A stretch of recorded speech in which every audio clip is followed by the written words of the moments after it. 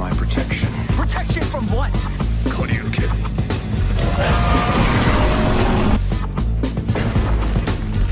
We're gonna be in the new world in no time. This is exhilarating.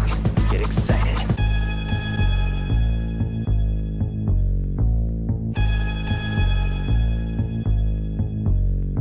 So apparently in the last Postra video that we did, Nick told us about a cave exploring like vlog or blog that he used to look at. And yeah, apparently unbeknownst to him, he unofficially was part of the first creepypasta. He followed the blog all the way and basically apparently I read the first creepypasta to ever exist without realizing that's what it was. That's pretty cool. Yeah, that's crazy. So, Ted's Caving Journal is a perfect adaptation. This is the name of the posture video that we're going to be watching Come today. to think of it, like, you know, at the time, I don't know if I had ever heard the word creepypasta, and then I heard that later on, and I was like, huh, it's kind of similar to, like, that caving blog thing I read back in the day. Yeah, basically. And yeah, apparently Nick read the first one. I never did. That's actually kind of cool. Because I know that, you know, there's the classics, you know, for instance, Jeff the Killer. That is, if it turns out to be the same one, because I still have to see, like, 100% if this is what I was thinking of or not. Maybe. I'm hoping I will remember for sure once I start to hear about it. But our good friend Anarchy sent this in to us and said, and basically, oh, let me actually read his dono that he sent in. Let's see. Oh, I don't have it there. Darn. Let's see here. It was actually right on the dashboard. Here we go.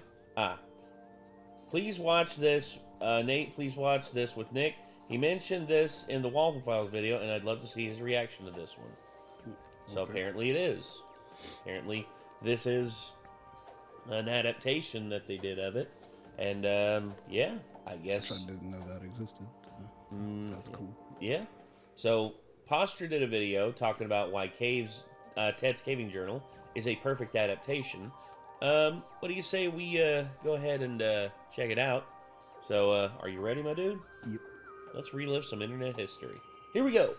On March 23rd, 2001, a mysterious website by the name of Ted's Caving Page would go up on a much earlier, archaic version of the internet we know today. This page baffled many people who stumbled across it, reading through update after update detailing Ted's experiences in a bizarre cave system he discovered in an undisclosed area. At first, his experiences seemed innocent enough. A passionate caver who wanted to... Holy crap. Look at you, being a part of internet history, reading the first one. I mean, you guys are awesome for knowing what the fuck I was talking about. Like, I've never heard anybody else talk about this before now, basically, so... It's awesome. Unlocking childhood memories for me. Explore... 2001, that would be...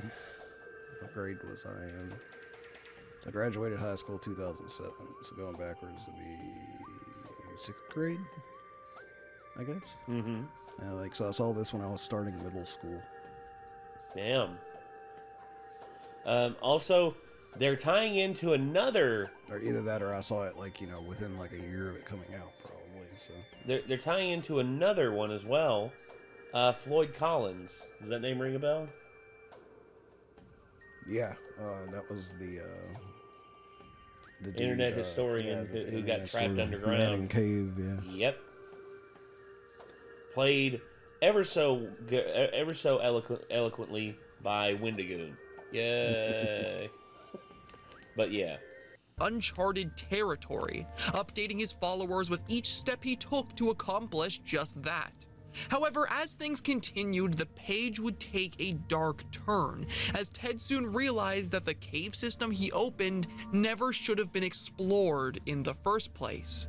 And then the page went dark, with updates from Ted ceasing entirely on May 19th, 2001. His last post detailed his experiences in the cave, as well as informing his readers that he intended to return there.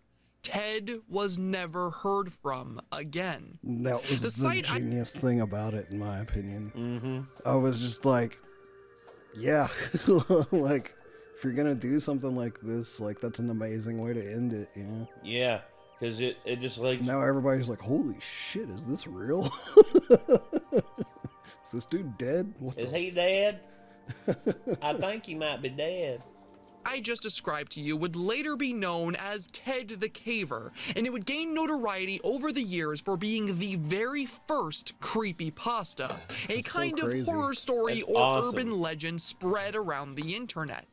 And being the first of its kind, Ted the Caver was uniquely effective at accomplishing what it set out to do, immersing the reader in an unfiction. Because creepypastas were not yet widespread on this early version of the internet the story was posted to, You guys many know how people bad my debate memory is, so for something to leave an impact in my brain where I still remember it to this day, like, you know, it was good.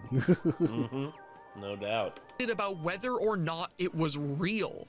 Some believed it to be a complete hoax, but others paid close attention to each update, legitimately believing that Ted was experiencing a real paranormal phenomena deep within the cave system.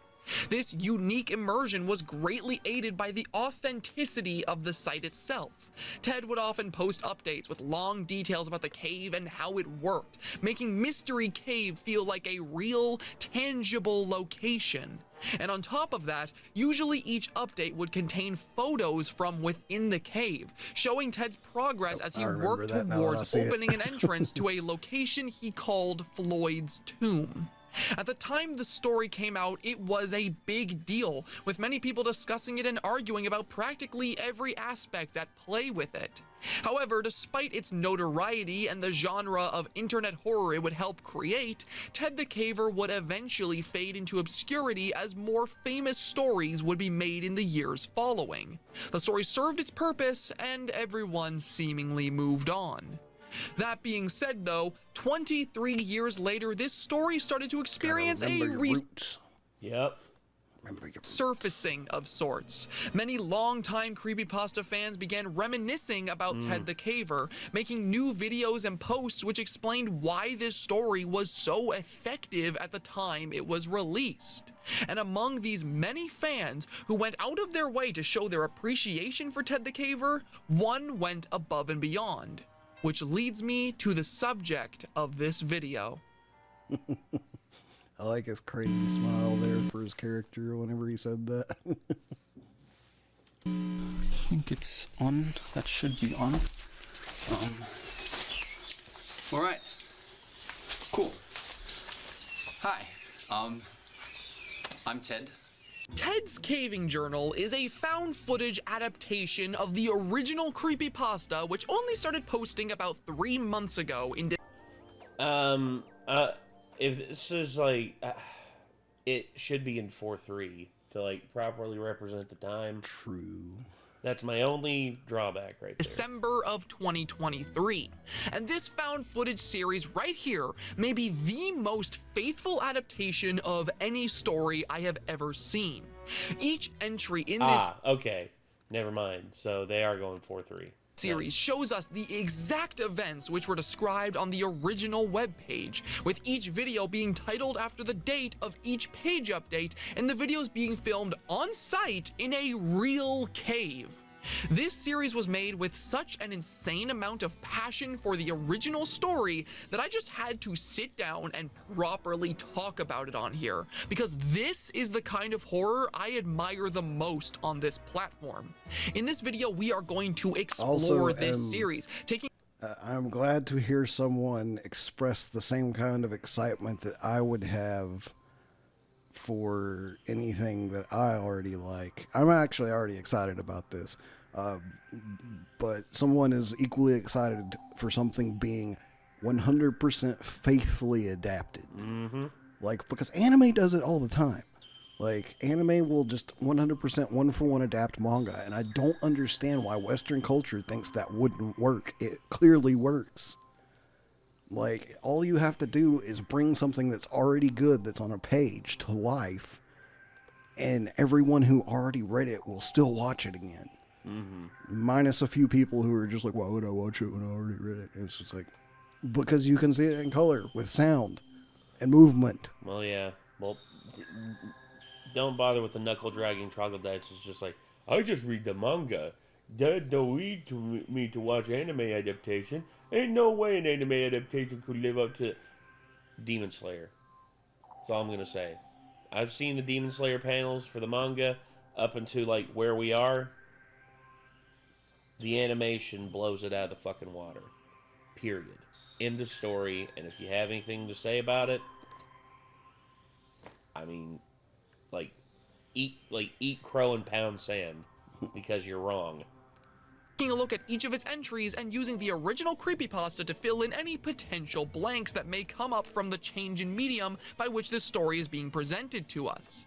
If you at any point want to watch this series for yourself before we get into it, it will be linked in the description. Any support that can be provided to such a criminally underrated series would be appreciated. However, I do understand that many people have a hard time with horror and enjoy it more when there's someone there to help them get through it, so don't feel bad if you'd rather just let me explain it. Anyways, with our introductions out of the way, let's take a look at the dark mystery that is Ted's caving journal.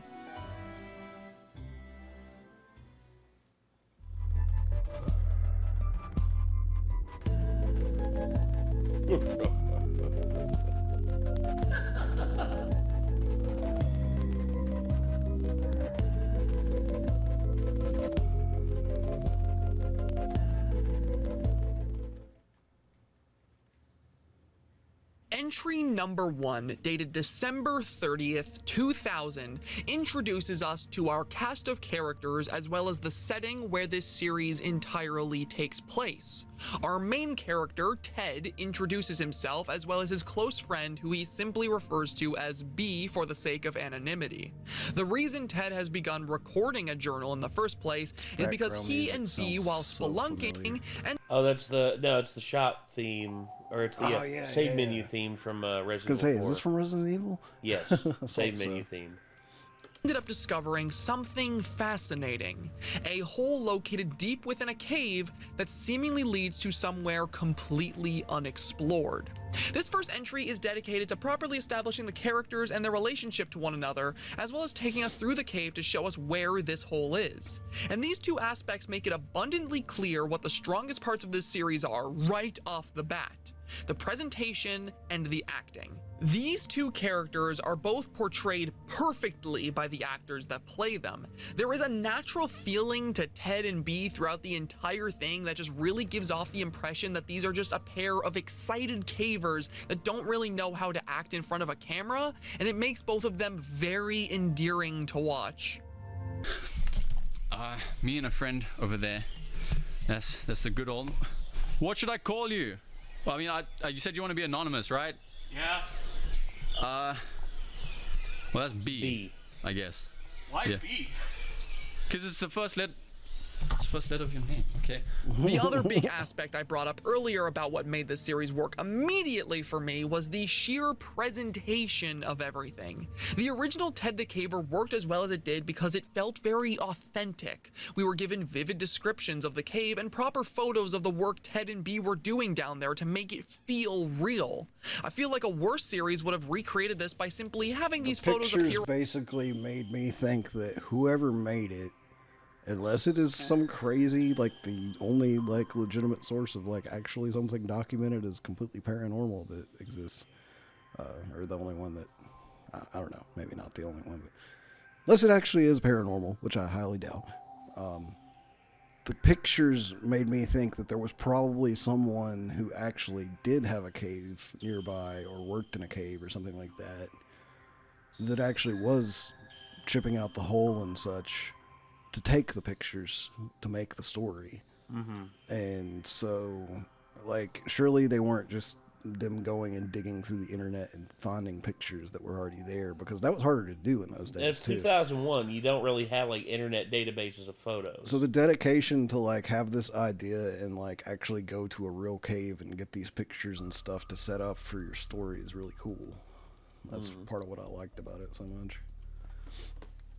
on screen like a slideshow of sorts, but Ted's Caving Journal goes out of its way to give us that experience by being filmed entirely within a real cave. We get to actually follow these two through a proper cave system which eerily mirrors that of the one described in the creepypasta, even down to there being a hole in the cave's walls which we can see.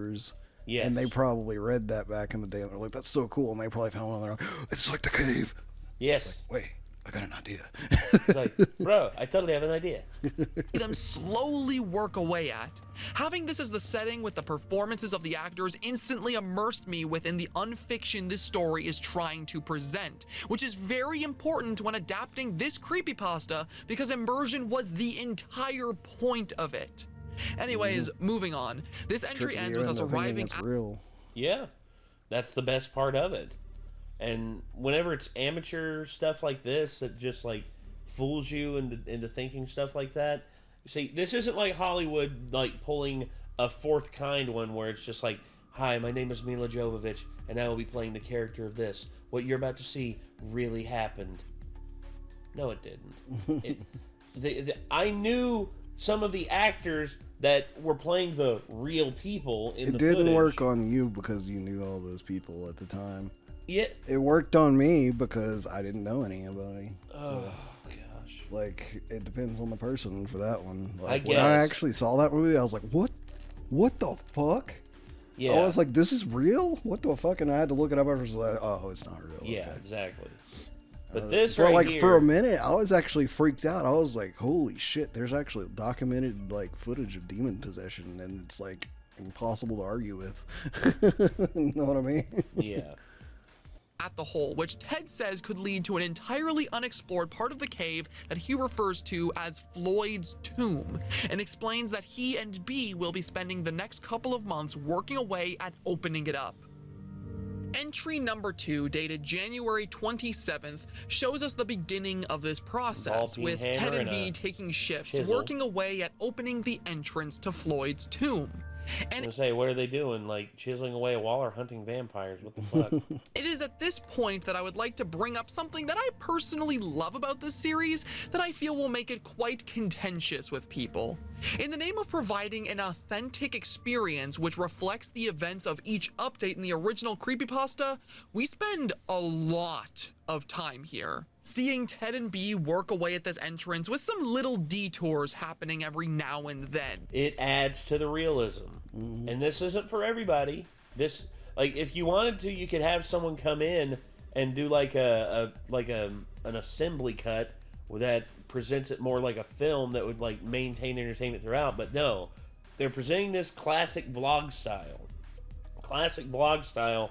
A lot of it was just people like walking around and talking about stuff, and then eventually, you know, they would like sit the camera down and they would just be like, I think I'm going to rest here for a moment.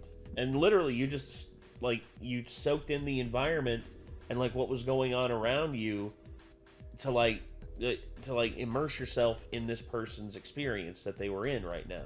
That's what's happening here, and that's a great way of like luring people in who are like really dedicated about this. But I can understand how some casuals would be like, man, this is so boring. I don't like this. Well, that decision is basically, in my opinion, for the people who originally read it. Yes. Like, if you haven't originally read it and you just saw this like this, you would be like, why did they leave all this extra time in and stuff? Like, when they could have cut it down and made it more interesting. It's like, because it's for the people who originally read it. Because... Yes. Or it's for you if you find it and you don't realize it's fake at first. Like, because that's the intended way for this to work. Like, if you didn't read the description and you just found this and you're like, oh, cool, these guys are checking out a cave, and you started watching this, you're going to have that same experience. You're going to be like, oh, that's neat. And, like, you might eventually, like, give up on it if you're bored with watching them go into the cave. But if you're all interested in what they find or anything, then you might stick around, and then you'll end up getting the pants scared off of you when you realize it's darker than what you expect. And when I say we spend a lot of time here, I mean we spend 4 full entries after the introduction video here. Now, I feel like this will be a point of contention for people because this is a very slow start where very little happens. There is your occasional moment of foreshadowing or subtle horror, which we will talk about in a moment, but for the most part, we spend half of this series watching these two work away at opening up the entrance to Floyd's tomb. If this is something that turns people away from the series, then I don't really blame them. I feel like there's a strong case to be made about why this slow start does a poor job at investing the viewer enough to keep them around for when things get scary. But allow me to make my own case as to why I actually would not change this and why I think it benefits the series. One thing that should be understood when going into Ted's Caving Journal is that it is not initially being presented as a horror project. Instead, it tries to sell us on the idea that this was a completely normal set of journal entries left behind by a pair of cavers only to become something terrifying as they made their way into the cave and learnt the true nature of it. They don't venture down there because of some suspicion of something terrifying lurking down in Floyd's tomb. They do it for the thrill of cave exploration, and the tapes exist as a way for the characters to share that thrill with the new viewers who may be interested. The horror comes in later, when they have already committed so much time to the project that their ambition clouds their better judgment when red flags start showing themselves. And in a weird way, that kind of reflects how I felt as a viewer watching these tapes back to back. I spent so much time watching these two work away, seeing how much effort went into making the tiniest bits of progress, and I found myself becoming more invested in just what would be down there by the time the series reached its climax. See, there was a show that did that, The Melancholy of Haruhi Suzumiya. There was a season that started out, the first 8 episodes were a repeat of the same day, and it took like about 3 episodes before the protagonist realized something was wrong. Like, he's like, wait, we've done this before. And he's just like, maybe I'm imagining things. Then he goes to bed and he wakes up and the day happens again. And at first he doesn't think anything about it, but then like his brain is screaming at him like, something is wrong. You need to do something. And I found those episodes intriguing. And a lot of people who watched the anime, they fell off after that because they called it the Eternal 8 because it was 8 episodes of the same thing over and over again. Although in each episode leading up to like the final one in the Eternal 8, basically more and more and more he figured out, okay, how do we break the loop? Can we do this? Hopefully that'll do it. Wakes up the next day, loop starts again. And he doesn't realize it at first, and it's only like halfway through the day it's almost every time like halfway through the day he realizes something's wrong. And when you take time with doing from a writing standpoint was not having him figure out until like the 3rd episode, because that makes it sound like the first 2 episodes of the season are literally copies of each other. Well, no, because they present that like certain things are filmed in different ways to like maintain like, wait, is this the same episode as yesterday? And the people did side-by-side comparisons like, no, wait, this is a different shot than this one. Why are they showing this? And then you find out, oh, there is little things that are different in each thing, but our character hasn't noticed it yet. Yeah. And you see, it rewards like your attention. But ever since then, every time loop story has been done in a way where, you know, you pretty quickly alongside the character becomes suspicious of the time loop, or you know it's a time loop going in or whatever, you know, because to prevent that. That's probably why people fell off, is because there are probably people that watched those first 2 episodes and were just like, this whole season is going to be like this. I ain't watching this. Yeah, like, impatience. And yeah. And my deal is like, I love projects that reward your patience. For instance, one of my favorite horror anime of all time, Monster. That bitch is over 70 episodes long, and I'll say this, there are parts of it that get a little long in the tooth, but by the end of it, it rewards your attention, and it rewards your, like, dedication for getting through it. One of and my that's favorite what I love it. Horror movies of all time now. The first time I watched it, I actually didn't really like it. And I don't know what brought me back. I can't remember exactly who it was that was talking to me about it. That something convinced me to give it another shot. And the second time I watched it, I loved it. The third time I watched it, I was like, how did I think this was even slow in the first case? And it's The Witch. Yeah. The Witch is awesome, man. Second time watching that, a lot of people like it. It's considered to be a slow burn, and it's really not. Like, stuff starts to go crazy like 10 minutes in. Like, and I don't know why it feels so slow the first time you watch it. The first time you watch it, it feels like nothing happens. Mm-hmm. I don't know if it's because there's so many things happening that, like, you're just not noticing them the first time or something. Yes. But, like, when you watch it the second time, like, you notice all of the horror stuff going on, like, quickly. And I think maybe even the third time, like, I need to watch it a fourth time and see what I think. Like, and see if I notice even more stuff or something. Maybe you do. It's like, because it doesn't seem like stuff that would be that subtle, you know? Like, so I don't know how that worked, but I kind of consider it like a genius horror film because of the journey I've had mentally with appreciating it. Like, Yeah. it's like no other film's ever really done that to me that way, you know? I get you. I hear some people talking about, like, yeah, this is definitely a movie where you got to see it again to catch all the details. And I'm like, yeah, I might at some point. And, like, I either don't or I do, and I'm let down because I'm like, yeah, it's basically the same movie again the second time. Yeah. Like, but The Witch is one that's just like, damn, man, I've had a completely different experience every time I've watched that film. One that I will say does that as well, Memento. I haven't seen that one yet. The first time you watch it through, you're watching it like canonically as it's presented. The second and like other times you watch it, you look at the other perspectives that are presented, and you're like, wait, so this happens this time, but this also happens. Oh, and that's basically, you connect the dots more the more times you watch it.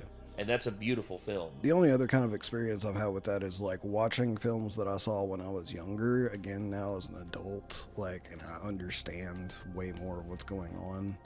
I don't know what it was about me being just unable to process certain things as a kid, but like I missed a lot of details when I was little, I guess. Yeah. I even started watching Fellowship of the Ring again lately, and I was like, there's a lot of stuff that they actually said and did in this that I don't remember happening at all. Yeah. Like, and I remember when I first watched this, I was just like, what is going on? And like, and maybe it's just where I know the story of it now, but it's like when I watch it again, I'm like, man, they make it pretty clear what's going on from the start in this, especially in the extended edition. Oh, yeah. So, I mean, I don't know. It's just, but like nothing really has like impacted like The Witch in terms of just like that slow burn thing. You know? Oh, yeah, no doubt. It felt like with every entry we were building towards something, and it made it so that when things finally did pick up and a proper threat was thrown into the mix, it was earned.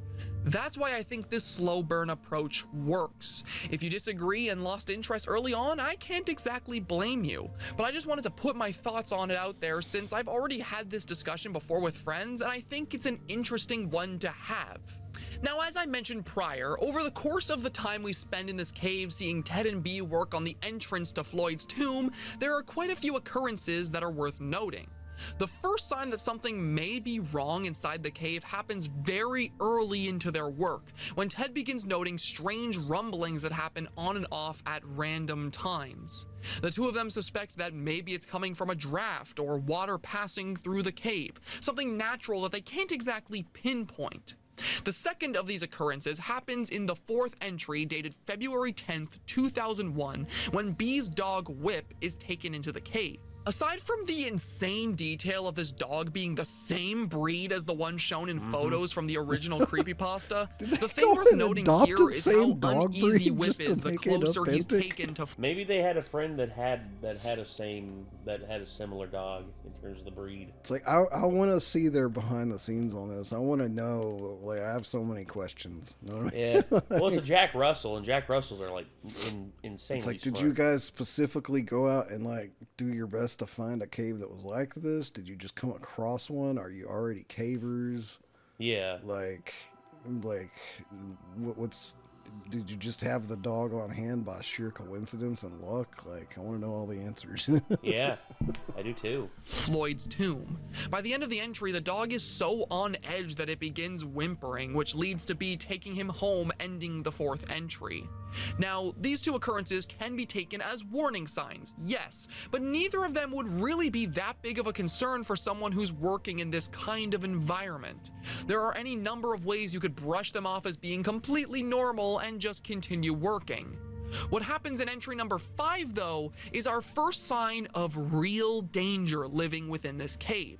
It opens as normal, with Ted explaining that Whip was not brought along this time out of fear of stressing the dog out more, and he and B immediately get back to work. At first, everything seems normal, but near the end, when Ted begins drilling into a side of the cave, this happens.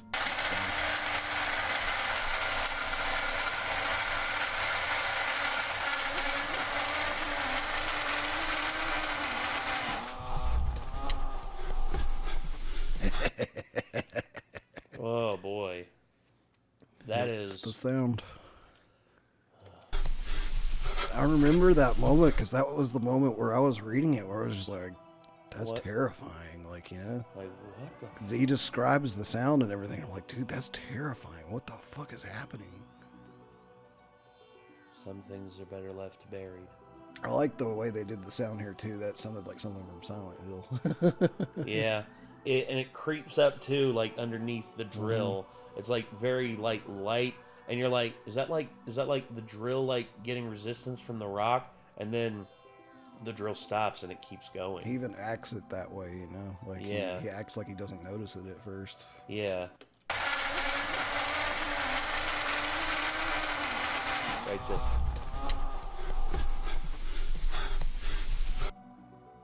Leave. I would leave immediately, and I would tell everybody, do not go in this cave. There's something down there. I actually, like, that's better than I imagined. Like, because my brain just imagined something like, he described it as non-human, you know? Yeah. It was like, it sounded like it could have potentially been a human, but there was something not human about it.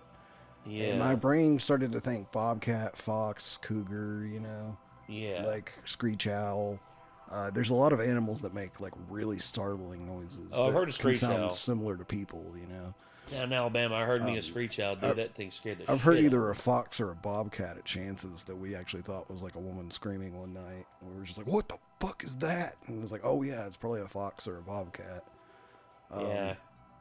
But yeah, like, that's what I imagined. But that, like, that's creepier than what my brain came up with, actually. Yeah. That's impressive, because usually your mind comes up with the creepiest shit. Mm-hmm.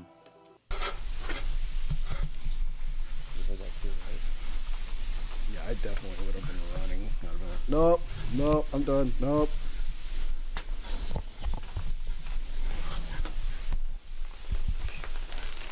Ted. Fill the hole. Fill it now. A scream echoes from deep within Floyd's tomb, confirming to both the viewer and to our cavers beyond a doubt that something is in the cave with them. Following this terrifying revelation, Ted is shaken up. He tries to continue working, but his nerves get to him, and soon after, the recording stops. Now, after hearing something like this, one would be left to wonder what would compel Ted and B to return back to the cave in the first place. And while the series gives us a good idea of it, the creepypasta elaborates on it a bit better with some of the notes left by Ted. They read, "My journal talks about the rest of the evening, our dinner, our decision to get a motel and come back the next day, our lengthy discussion on the strange sounds we heard, another mediocre night's sleep. I cannot believe that we were so willing to get right back into the cave after hearing the scream. Part of the reason I went along with the idea was because B seemed so indifferent to any possible dangers. Even if it were an animal, which I didn't believe but couldn't offer any better explanations, weren't we possibly putting ourselves in harm's way? In retrospect, I still have difficulty understanding our thought process at the time. We were just too eager to discover virgin cave passages. I now think it can be summed up with one word: testosterone. It would seem as though the fear of what potentially was making that noise from within the cave was greatly overshadowed by Ted and B's enthusiasm for finally making their way into Floyd's tomb. I get it, like, because, I mean, it's a weird comparison, but I've always said, people ask me, you get stage fright before you do vocals? I'm like, no, actually. And I think the reason for that is because I get more excited to get on stage and scream at people through a microphone than I am nervous about it, you know? I get that. And when you get really excited about something, it can override fear. Yes. So, I mean, like, just watching from this perspective, I'm not as excited about this cave as them.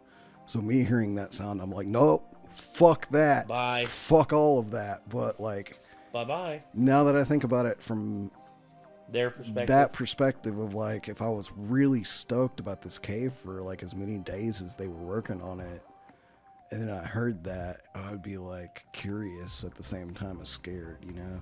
Yeah. I think I would bring a big freaking knife or a gun with me from now on if I was going to keep working on it. Dude, I'm bringing both. I might be dumb enough to go back either way. I'm bringing my buck knife, and I'm bringing like my pistol with me, my 9mm. Definitely.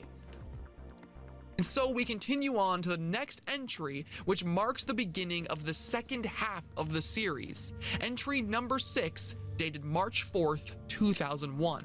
Entry number 6 begins with Ted and B finally creating a hole large enough for one of them to be able to crawl down into Floyd's tomb, with pretty much the entirety of the video after consisting of us watching the long, strenuous process that is crawling through it.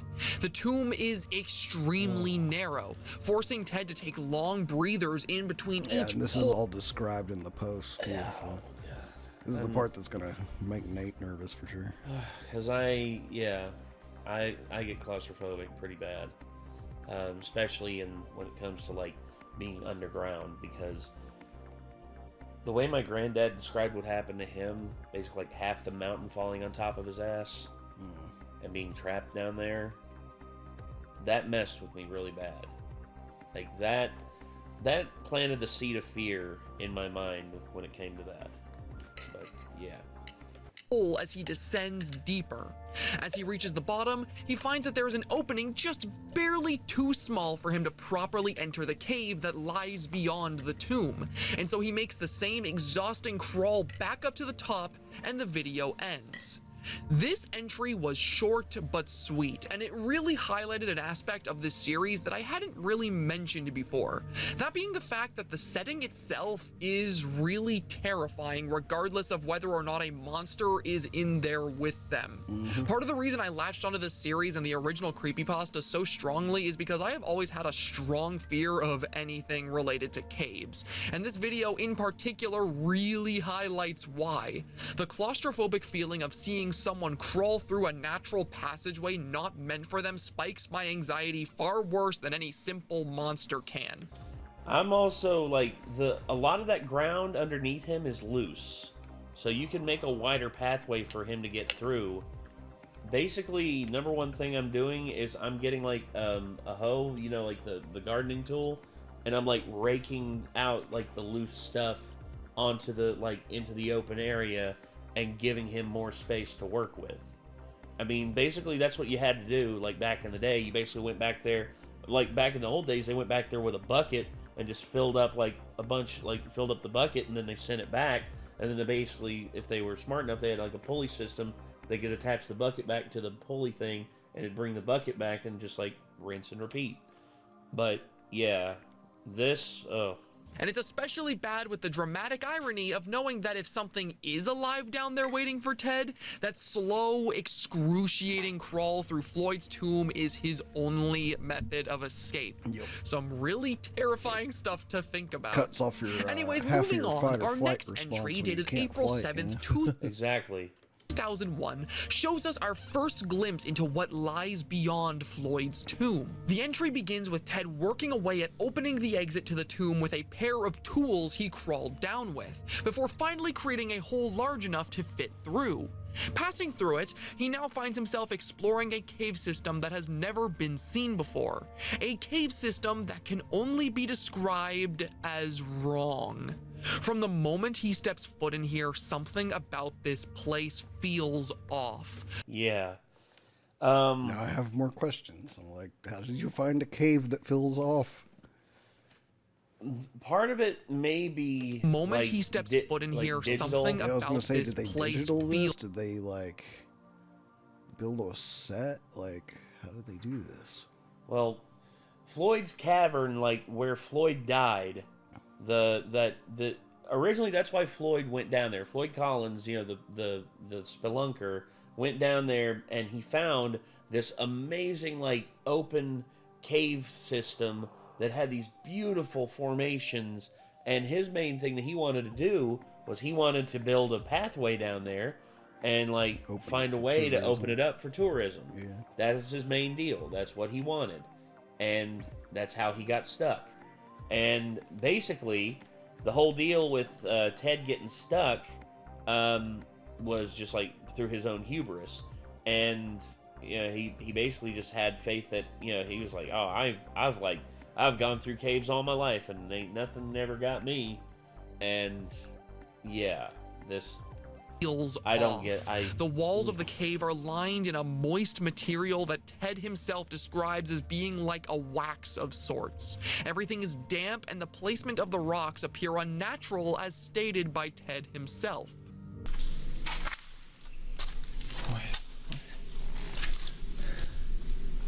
Watch them break into the cave that's in the descent. It's an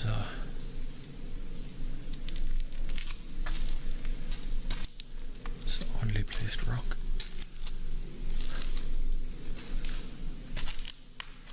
Perhaps the strangest thing he encounters down here, however, is a hieroglyph which can be seen scratched onto a wall. A hieroglyph that Ted does not recognize.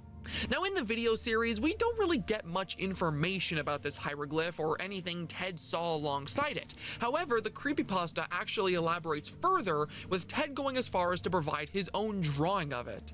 Ted's description of the hieroglyph is as follows. I remember what the hieroglyphics looked like, so I drew a picture to give you an idea of what I saw. It's a crude drawing, but it's accurate. The first thing I thought when I saw it was Blair Witch Project.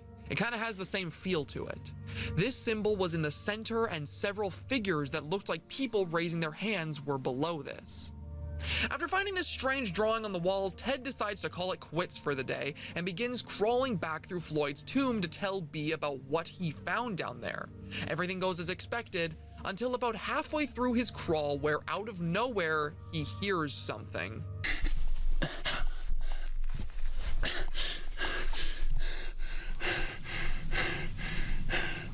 What was it?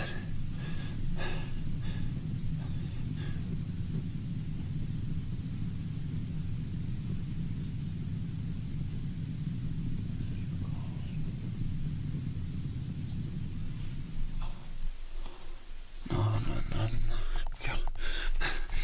Keep crawling, dude. Come on.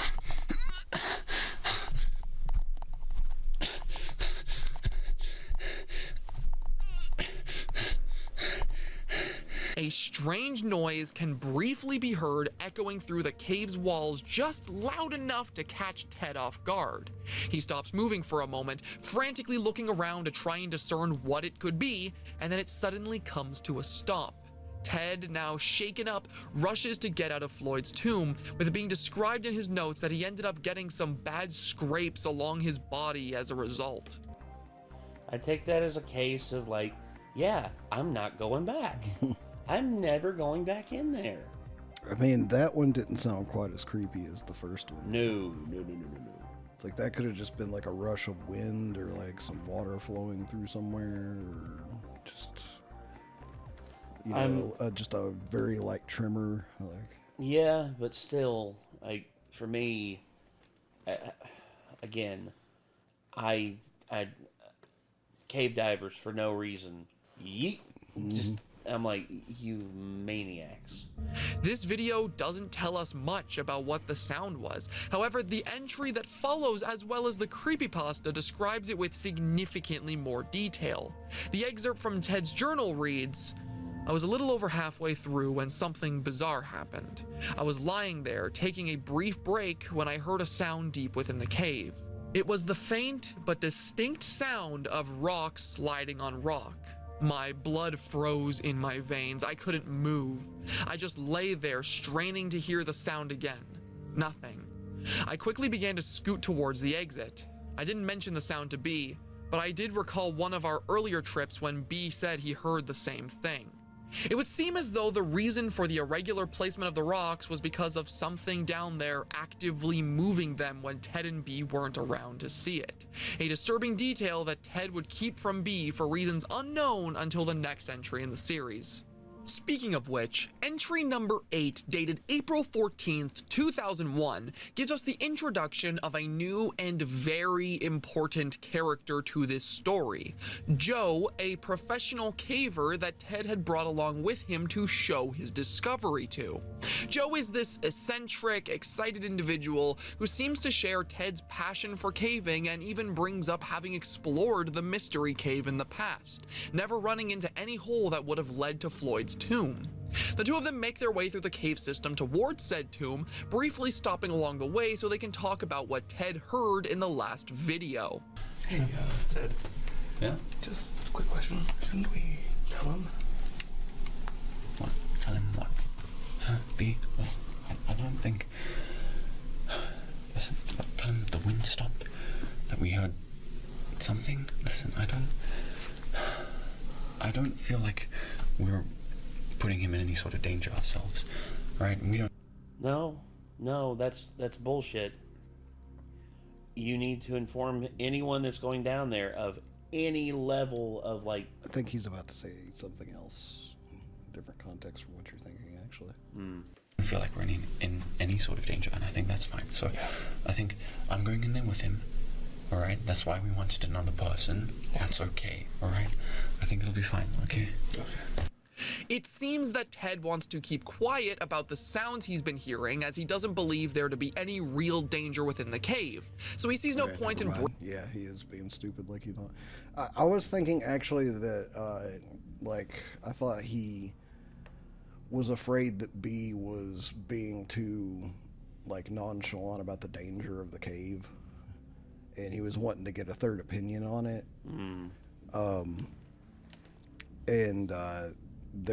When he was like, "Oh yeah, shouldn't we tell him?" He's like, "Nah," and it's because it's like he's afraid that if he told him, he would object to the third opinion and be like, "You're being ridiculous. We'll be fine. We're okay." And he would actually become worried. But yeah, I forgot Ted is actually making a bad decision here, basically. Bringing it up and potentially scaring his caving partner over nothing. After this exchange, Joe and Ted continue through the cave, arriving at Floyd's tomb when suddenly an accident occurs. Ted, who has been going through this entire series without proper caving equipment like a helmet, ends up hitting his head against the cave hard, which causes him to begin bleeding quite badly. There is a bit of an argument about what to do, with it eventually being decided that Ted will stay back to tend to his wounds, while Joe goes ahead to check out the part of the cave that lies beyond Floyd's tomb. I'll be right back. And this is where things take a major turn for the worst. The first sign of something wrong happens when Ted and B take notice of the draft coming from Floyd's tomb, suddenly stopping right around the point that Joe should have gotten out. And yet, there is no sign of him. The two begin to panic, running towards the entrance and calling out his name until eventually they see the light of his flashlight approaching. For a brief moment, they're just relieved to see their friend okay, but then they notice that the Joe who left the cave was not the same person they entered with. Joe, come on. Come on, man. Come on, B, help him up. Help him up, B. Joe, you okay? Oh, goodness. What happened to you? Joe, are you okay? No. What do you mean? Wait, what? No, what do you mean? No. Did you see the hieroglyphs, the rock, the cave? Did you get in? No. What? No. Why are you bleeding? What happened? Jar, are you okay? What happened to you? Jar, I'm so sorry. I'm so sorry. B, what do we? B, Jar, I'm so sorry. I'm gonna go. You're gonna go. I'm gonna go. Joe exits the tomb in a delirious state, covered from head to toe in blood. He's barely responsive, and when asked about what happened, he simply trails off to leave the cave. This moment freaked me out a lot. It's another prime example of the actors absolutely selling the immersion of the series. It isn't scary because of any overt danger or loud jump scares. Instead, it lets the horror come purely from the reactions of the characters to whatever happened to Joe when he entered the cave. You can feel the genuine panic from Ted and B, who are just scared for their friend to experience something beyond any of their comprehension. The creepypasta adds on to this in a way the video never shows us, with Ted going into further detail about the state they found Joe in. He explains, "Once we got outside the cave, I figured we'd be able to find out more from Joe. But when he got up to the final climb, he just unclipped from the rope and went straight to the truck. In the light of day, he looked even worse than in the cave. B and I gathered up the rope and our gear and headed for the truck. Joe said he did not want to stay overnight because he felt terrible, and we believed him. So we headed home. We could get no more information from Joe. He just stared straight ahead. He was shaking like a leaf, and he said he was not cold. When we tried to question him, his answers were short. I asked him if he saw the hieroglyphics. No. Did he hear us yelling? No. Did he see the round rock? No. Did he see the crystals? No. He said he just went a little ways in and started to feel sick. Something was fishy about his answers. He would have had to have seen the crystals if he got far enough into the cave that he couldn't hear us yelling. But why would he not elaborate? The rest of the trip passed in eerie silence. Joe didn't say much else. We gave him a brief outline of the strange events that happened in the cave. He didn't reply. As we were dropping him off, we asked if he wanted to go back into the cave. He shook his head and ran into his house. I tried to call him later in the day and the next day, but only got his voicemail. Whatever was down there traumatized Joe in a way that we never see him recover from. Because after this entry, he is never seen again. The final video that is currently out in the series explains as much, with Ted talking about how all means of contacting Joe no longer worked and how he seemingly just vanished. After explaining what happened to Joe, the final video properly starts. The entry is dated April 28th, 2001, and canonically happens over the course of the second last update that ever happened on the creepypasta, which means that there is still one entry that is yet to be released. At the beginning of this video, we are given the rundown as to what Ted plans for the future. Tonight, despite everything that happened to Joe, he intends to return to Floyd's tomb alongside B. He explains that his reasoning for wishing to return to that place despite all the obvious signs of danger is because of one sole factor: the time and effort that has gone into exploring it over the last couple of months. Whether they like it or not, this cave has effectively been Ted and B's life for the better part of 4 months. And after all this time, they aren't ready to just turn back and leave it behind, despite everything telling them they should. And so, they descend into the cave one last time, giving us the climax that the entire series has built up to. Ted descends into Floyd's tomb, entering the cave behind it and exploring every crevice of it. At first, things are quiet, much like the first time down there. However, things quickly turn for the worst when we hear the familiar sound of stone sliding against stone.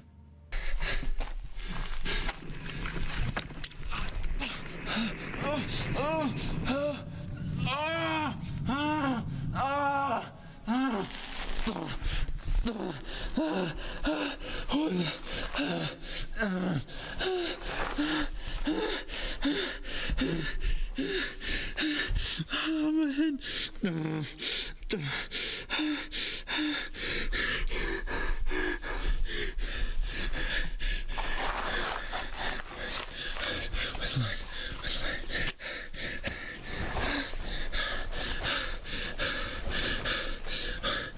it's not working? Why is it not working? Ted is badly injured when the boulder impacts his head and he loses his light source. The scenes that follow show Ted in a blind panic, trying his hardest to reorient himself within the cave, looking first for a new light source and then for the camera. He calls B using a walkie-talkie, but no one answers, leaving him completely alone to fend for himself with whatever it was that moved the boulder.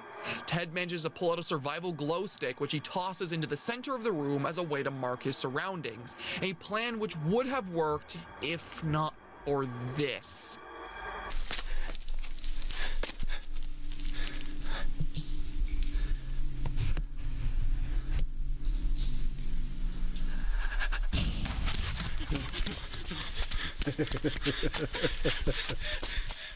Something is down there with him, a revelation which triggers Ted's fight or flight response. He blindly runs to one end of the cave, hoping desperately to find an exit before briefly stopping and listening to his surroundings.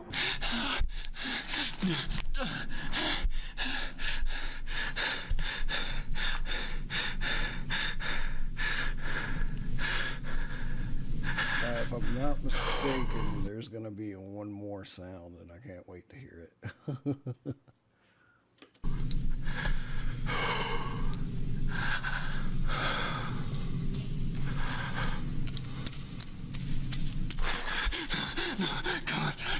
Run!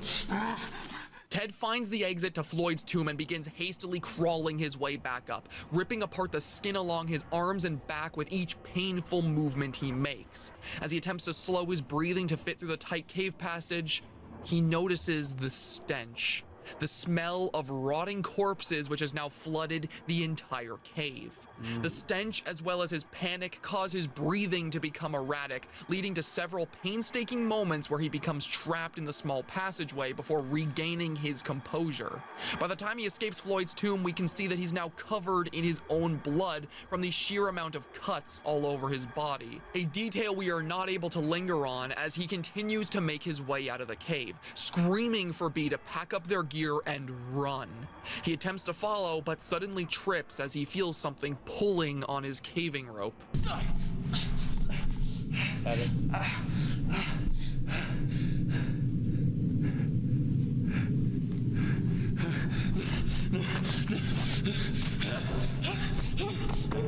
Whatever is down there now tugs on his rope, the only piece of equipment that will allow him to leave the cave.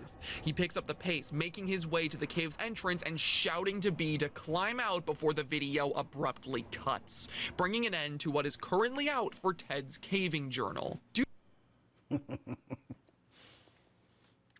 I even need to describe why this entire sequence is so viscerally terrifying to watch Yeah, unfold? also, this is 11 months ago. Yeah, I'm betting the last part could be out by now. Not really, but I'm going to anyway, cause you know how I am. What is presented at the end of this video is one of the single most horrifying scenarios I can possibly imagine. Being trapped in a dark cave system with some unknown threat pursuing me, knowing that the only exit is so tight and claustrophobic that you can get stuck when trying to crawl through it. This climax presents us with such a panic-inducing scenario that not much else is even needed to make it scarier. You probably noticed that we never really see this monster, and there aren't any intense jump scares or loud sounds.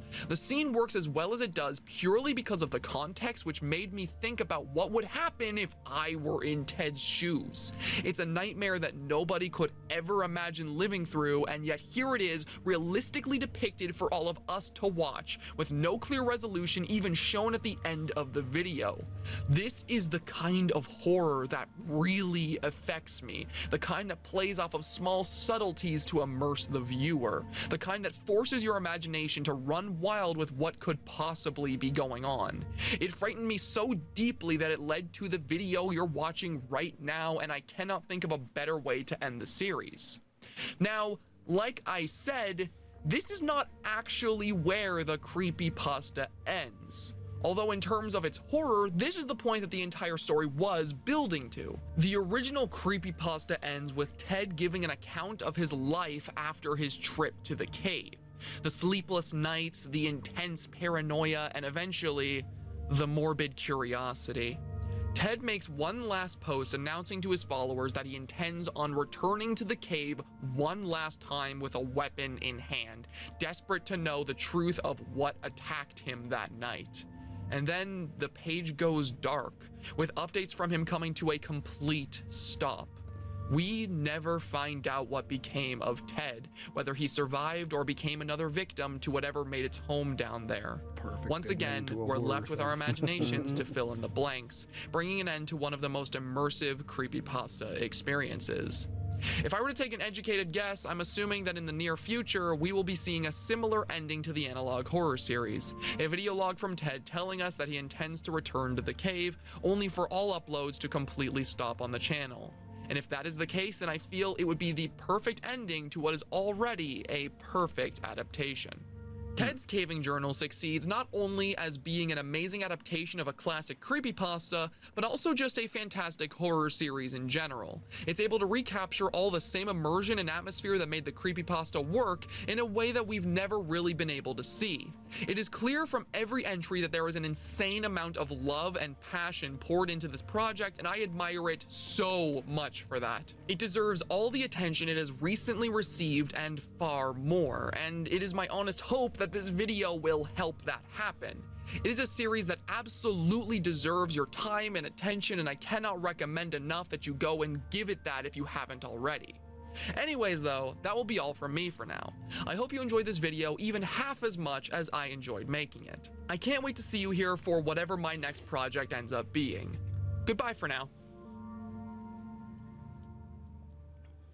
Very cool. All right. So what do you think about it?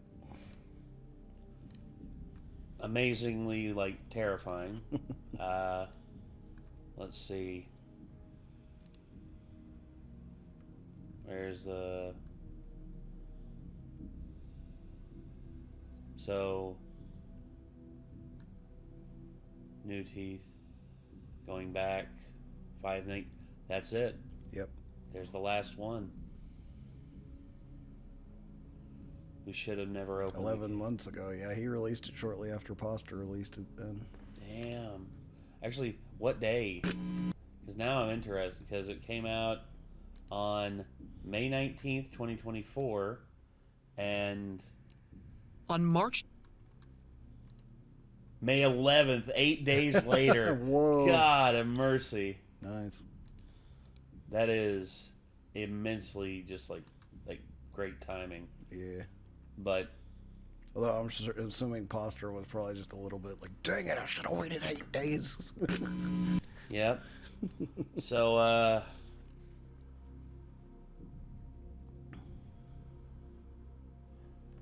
yeah, when can we expect an update, Ted? Ted? Awesome. Yes. That's a great comment. I love that. I love that so much. So, when can we expect an update, Ted? Ted? Oh, you're not planning on watching this right now, are you? I don't know. I mean, do you want to, or do you want to hold off? I kind of need a break. Okay. Well. I got to go. Okay. Well, everyone, this was Pastra's Why Ted's Caving Journal is a perfect adaptation. That's really, really cool. Like, yeah. I'm both excited to find out that somebody else, like apparently a lot of other people, have actually heard of what I remember that I thought I'd, was probably lost forever and that I'd never see anything of again. Mm-hmm. People liked it enough to make an adaptation of it, and now I have the adaptation to go watch. Like, this is just really cool. This is really it's cool something you didn't know existed, and now that it's here, it's just like, dude, yes. Definitely worth me bringing up and asking people if anybody knew what the hell I was talking about. And then, of course, angelfire.com. Yeah. Here's the original one, dude. That's why I found it, is because I used to actually go on Angel Fire. Like, I can't remember why, but now that I see it, I remember the name. Yeah, because it was like a blog website, wasn't it? Yes, it was. Build a free website on Angel Fire. Yeah, I built my own website on there at one point. I did too. I don't remember what the heck it was for, but I know I had one that I built at some point. Damn. Welcome So to the that page. was like of early Ted. days of web design, basically. Oh, yeah. So, let us know what y'all thought about this. And feel free to, let us know what you thought about the posture, about Posture's thoughts on it. What are your thoughts on it? I mean, love to hear what y'all have to say. But, if y'all want to see more Posture, feel free to let us know by leaving a like down below. That's the only way that these are going to get made. Also, Anarchy's probably just going to keep sending us Posture videos because apparently Anarchy's just a massive fan of Posture and just wants us to share the love. But, Heck yeah. anywho. Also, I feel like a hipster now because I'm definitely like, the first creepypasta was the best one. Well, according to you, if that's how it is, then that's how it is. But yeah, if you all want to see more from Postra, feel free to click his icon up here. It'll take you to his channel. Also, if you want to subscribe to our channel and do the likes and comments and all that, we appreciate that. And then, of course, in front of me there will be a playlist to our Curse of Strahd playthrough that we're playing in D&D. And over in front of Nick, it'll be a random video that'll take you anywhere on the interwebs. So, yeah. Anywho, I'm Nate. I am Nick. Y'all be good people. Take care. Peace.